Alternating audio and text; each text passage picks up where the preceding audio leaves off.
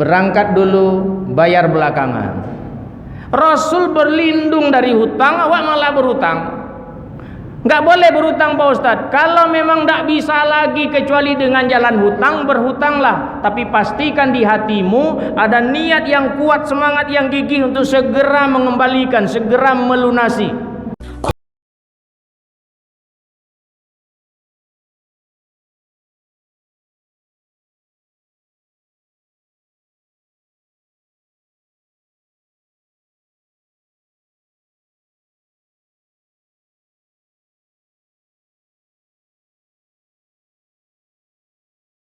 Rasul ajarkan kalau ingin terbebas dari azab kubur, lazimkanlah membaca surat Al-Muluk sebelum tidur. Tapi dosa kurang-kurangi. Jangan melawan juga ke laki. Jangan ribut juga dengan tetangga. Kembalikan tuh harta warisan tuh, jangan dimakan sendiri. Damai-damai kakak adik. Jangan menipu juga, jangan mengurangi timbangan, jangan buang sampah sembarangan. Jangan hidup musik kuat-kuat, sakit kepala tetangga, sakit telinga tetangga. Ada tetangga yang lagi tidur lalu terbangun gara-gara suara musik kita. Dan ada riwayat mengatakan bahwa karena Rasulullah sallallahu alaihi wasallam la yanam hatta yaqra. Rasul tidak tidur sebelum membaca dua surat Tabarak wa Alif Lam Mim Tanzil, surat Al-Muluk dan As-Sajadah. Baca. Aku ngantuk Pak Ustaz. Kalau ngantuk habis Isya baca cepat. Jangan tunggu pula jam 11 baru baca, nanti payah bacanya.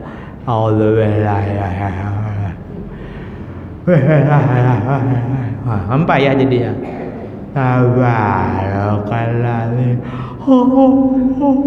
Nggak jadi nanti. Satu surat aja, surat Tabaraknya, surat Al-Muluknya, Sajadahnya malam besok lah. Karena ngantuk kan. Nah tuh.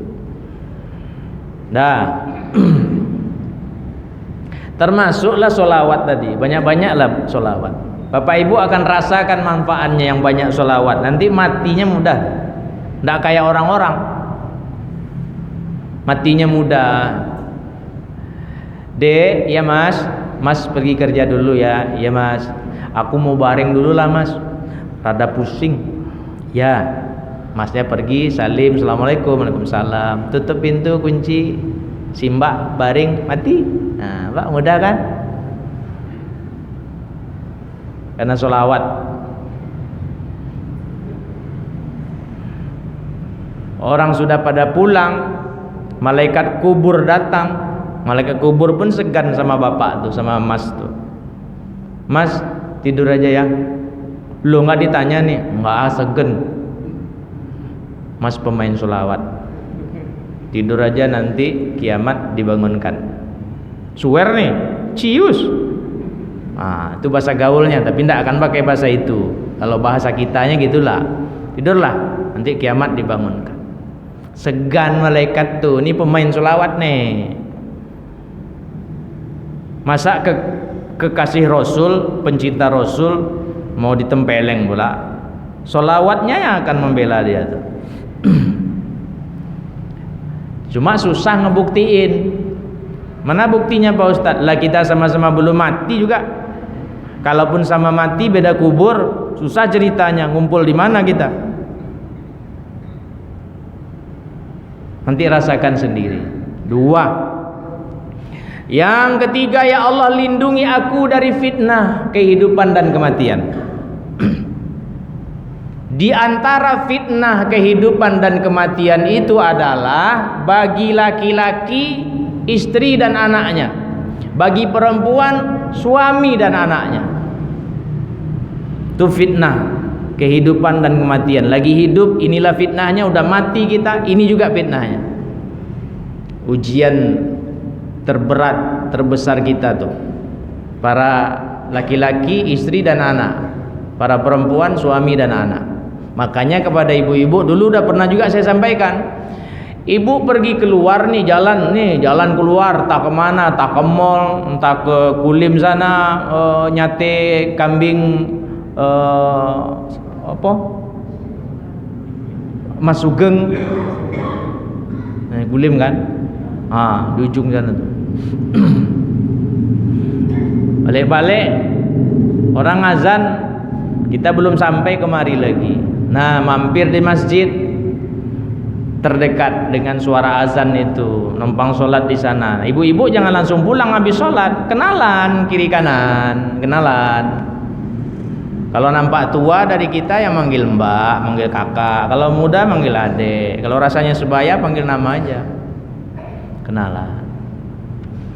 Kenapa kenalan Pak Ustadz? Satu, siapa tahu dia teman lama, teman dulu, sudah lama tidak bertemu, 30 tahun, 40 tahun, atau ketemu. Fitri kan? Emi ya? Iya Pit. Iya Mi. Cipika-cipiki, nangis, cerita, rindu. Kemana aja? Siapa tahu orang sekampung, siapa tahu keluarga dekat. Nah, kenalan. Tinggal di mana Mbak? Di ini Jalan Pemuda. Oh kamu? Saya di Rumbai Mbak. Iya. Suami kerja di mana? Di kantor wali kota Mbak. Sama dong, suami Mbak juga di kantor wali kota. Di bagian apa? Ternyata bagiannya juga sama. Sama dong, suami Mbak juga di bagian itu. Siapa nama suaminya? Ternyata namanya juga sama. Itu dia. Ternyata keluarga dekat. Nggak usah tarik-tarik jilbab, mukena, jambak-jambak rambut, enggak perluan. Ternyata kita keluarga dekat ya Mbak. Deh. Suami kita satu orang yang sama. Itu yang saya maksudkan. Ini pengalaman pribadi loh. Saya ceramah terus di hotel itu. Hari itu bapak muda itu melepas saya ke bawah. Lalu saya tanya, di mana kampung Pak? Situ katanya. Oh, aduh apa Ustaz? Kenal datuk itu. Datuk saya bilang. Apa kata bapak tuh? Ayah Hambo katanya. Bini keberapa Pak? Saya bilang. Bini ketiga Ustaz. Berarti bapak saya kan? Saya salim, saya cium tangannya. Dia aja yang geli karena saya tua dari dia. Bapak Ambo rupanya. Anak datuk awak. Bapak bukan? Bapak. Mbak tuh. Pengalaman pribadi. Nah, ibu-ibu gitu juga. Jangan lupa ibu selfie berdua. Nah, di rumah lakukan seperti biasa. Si Mas pulang, ladeni bahkan lebih baik, bikinkan kopi. Udah selesai sore, boleh ngomong Mas? Boleh. Mas ada istri satu lagi ya. Ngomong apa sih Ma? Jangan sembarang ngomong Ma, dosa loh, nuduh-nuduh sembarangan, fitnah. Loh kok ngegas sih Pak? Kalau enggak ya enggak apa-apa Pak, nggak perlu marah-marah gitu. Kalau Papa bohong dosa loh Pak. Di sini tempat Papa, khalidina fiha abada. Orang munafik itu di sini tempat. Baru tengokkan foto tuh. Ini siapa Pak? Kenal? Dapat foto di mana Ma? Gelagapan dia jawabnya. Itu tandanya iya tuh. Nggak perlu ibu ngegas pula. Betul kan? Nggak usah, santai aja. Kenapa Papa bohong sama Mama? Apa kekurangan Mama? Mama gendut gini bukan karena Papa. Kan nggak boleh Mama pergi fitness, nggak ada duitnya. Mama jelek gini kan nggak ada duitnya, nggak disuruh ke salon. Buat bapak-bapak yang banyak duit, hari Sabtu itu istri antar ke salon. Jam berapa buka? 9:30 Pak Ustaz. 9:30 itu antar, jemput habis asar.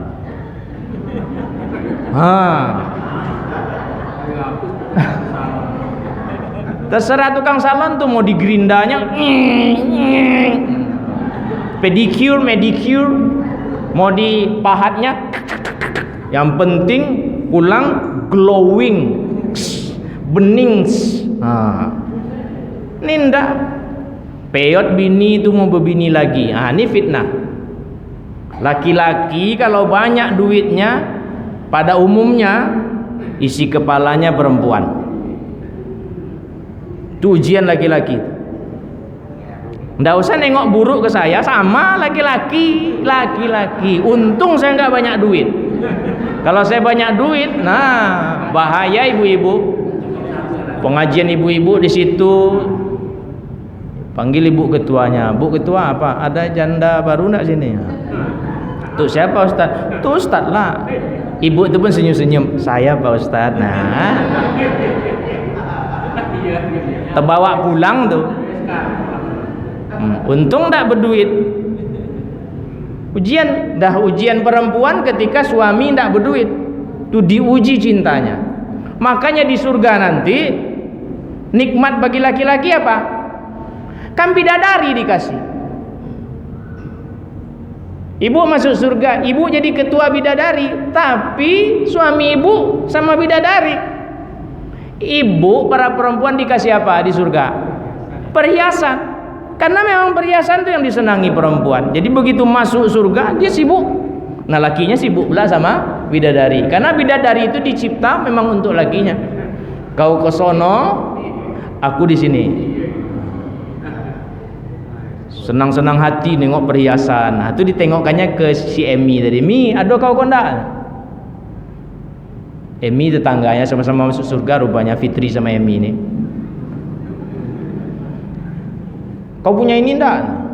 Picing mata si Fitri. Ya Allah, aku minta kayak gitu juga lah. Ini ada.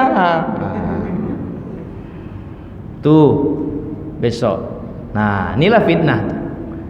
Mati kita, harta banyak ditinggal, berebut anak-anak. Awak berharap baca Quran anak, sedekah anak, puasa anak. Tanah yang di Kulim itu dibangunkannya masjid, tanah yang di Palas itu dibangunkannya pesantren. Karena harta banyak, rupanya mereka jalan-jalan aja kerjanya.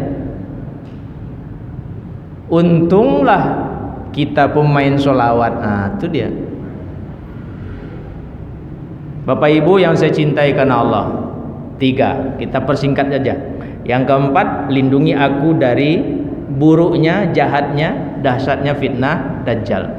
Dajjalnya belum muncul, fitnahnya sudah hadir. Nah ini tengok, itu kerja Dajjal tuh yang di Batam tuh. Indonesia ini diobok-obok oleh Dajjal nih. Nanti Bapak Ibu pulang ke rumah, ambil Qur'annya, buka surat Al-Baqarah ayat 120, baca terjemahannya, tengok tafsirnya. A'udzubillahi minasyaitonirrajim. Walan tardo ankal yahudu walan nasara hatta tattabi'a millatahum. Qul inna hudallahi huwal huda wala in ittaba'ta ahwa'ahum ba'dalladzi ja'aka minal ilmi ma laka minallahi min waliyyin wala nasir. Tidak saya terjemahkan, nanti yang nonton tersinggung. Tengok aja terjemahannya nanti. Al-Baqarah 120. Nah, Bapak Ibu yang saya cintai karena Allah, kita mayoritas, betul? Kita paling banyak, tapi kita diatur orang, ditentukan orang, dipimpin orang. Tahu kenapa? Karena kita nggak kompak. Tengoklah kelakuan umat nih sekarang. Ada ustadz ceramah jelek-jelekin ustadz ini, dan jamaahnya ketawa tuh ketika ustadznya tuh menjelekkan ustadz ini. Dibalas pula sama ustadz ini, menjelekkan ustadz itu, dan jemaah ustadz ini pun ketawa pula. Yang ini menjelekkan yang ini menjelekkan yang ini, dua-duanya sama jelek, Pak. Itu tugas saya sekarang. Asal khutbah Jumat, sekarang pesannya pesan damai, berdamai. Tengoklah kiri kanan, ada yang sama? Enggak kan? Tengoklah, sama pakai sarung, corak beda. Kalaupun coraknya sama, warna tak sama. Corak sama, warna sama, pabriknya beda, tetap ada beda. Sama kopiah, sama-sama hitam kopiah kami, beda pabrik. Sama Pak Ustadz, sama-sama muslim, beda angka. Ustadz angka berapa? 7 Pak. Aku 7 juga Pak Ustadz. Beda baun. Nah, enggak sama. Pasti beda. Kok agak padias gitu ya? Kadang-kadang enggak bawa kopiah, disuruh jadi imam. Disodorkanlah kopiah itu ke saya. Pakai kopiah hamba Ustadz katanya. Padahal itu kan enggak masalah enggak pakai kopiah. Cuma karena dah biasa pakai kopiah, enggak pakai kopiah, orang enggak enak nengok awak. Baunya beda tuh, dikasihnya kopiahnya ke awak. Nah, mau saya. Bapak aja lah imam. Ustadz lah, kalau saya enggak pakai kopiah ya. Ini kok kopiah hamba? Baunya beda. Itu kalau saya pasang tuh ndak hilang tuh, udah keramas, pakai nenas digosok ndak hilang. Nah tuh pedih. Bapak Ibu yang saya cintai karena Allah, 4. Nah, ini kan sudah hafal, amalkan, terutama di sholat yang 5 waktu. Karena doa sebelum salam ini banyak macamnya. Ada yang pendek sekali. Nah, ini yang viral nih. Ini tambahannya pakai awalan, pakai pangkal. Allahumma inni a'udzubika minal ma'tham wal maghram. Jadi 5. Minal ma'tham wal maghram. Allahumma inni a'udzubika min azabi jahannam wa min azabil qabri wa min fitnatil mahya wal mamati wa min syarri fitnatil masihid dajjal. Allahumma inni a'udzubika minal ma'tham wal maghram. Bukan ma tapi ma, hamzah, ma'tham wal maghram. Lindungi aku ya Allah dari sumber dosa dan sumber hutang. Rasul berlindung diri kepada Allah dari hutang. Kenapa kita malah suka berhutang? Pergi ke tanah suci pun berhutang. Dari meja ini saya sampaikan hanya pengumuman saja. Insya Allah saya dan istri berangkat umroh 15 Januari. Masih lama, mau ikut bareng ayo. Ustadznya 2, saya dan Ustadz Henry Tambusai, Aksi Indosiar. Ustadznya 2. Dah, informasi aja kalau mau bareng 15 Januari. Bapak Ibu yang saya cintai karena Allah. Ini ada pula gambar ustadznya di situ. Berangkat dulu, bayar belakangan. Rasul berlindung dari hutang, awak malah berhutang. Enggak boleh berhutang Pak Ustadz. Kalau memang enggak bisa lagi kecuali dengan jalan hutang, berhutanglah. Tapi pastikan di hatimu ada niat yang kuat, semangat yang gigih untuk segera mengembalikan, segera melunasi. Kalau tidak, Allah akan susahkan pengembalian itu. Nah, lalu kita tutup dengan pertanyaan seseorang kepada Rasul tentang yang ini. Ya Rasulullah, ma akthar ma tasta'idu minal maghram. Mengapa engkau sering sekali berdoa berlindung dari hutang ini? Ada apa ya Rasul? Kok enggak mau ditinggal nih? Dengarkan jawaban Rasul, kita tutup.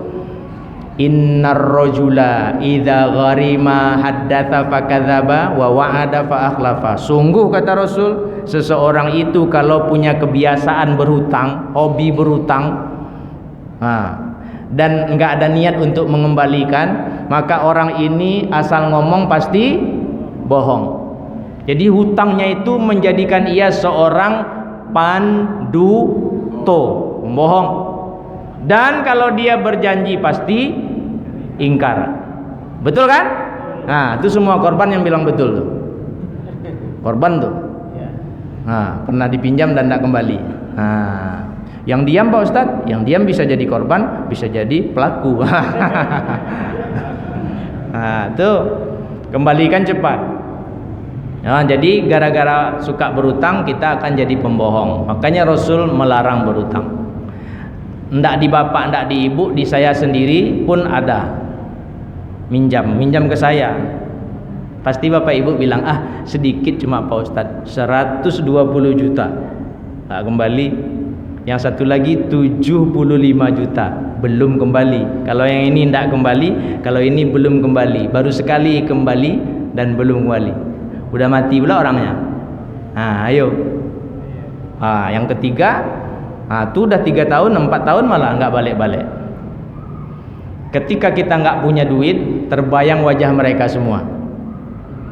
Tapi kalau ketika ada duit, aman. Mereka aman, nggak ada dalam bayangan sama sekali. Nah, itulah makanya Rasul melarang kita untuk berhutang, dan beliau tidak mau menyolatkan orang yang berhutang. Tersinggung maafkan saya, bagi yang belum tersinggung tolong tersinggung. Mudah-mudahan dengan tersinggung, terasa-rasa, terpikir-pikir, terbayang-bayang. Mari berangsur kita berubah. Semoga kita bersahabat di dunia, bertetangga kelak di surganya. Assalamualaikum warahmatullahi wabarakatuh.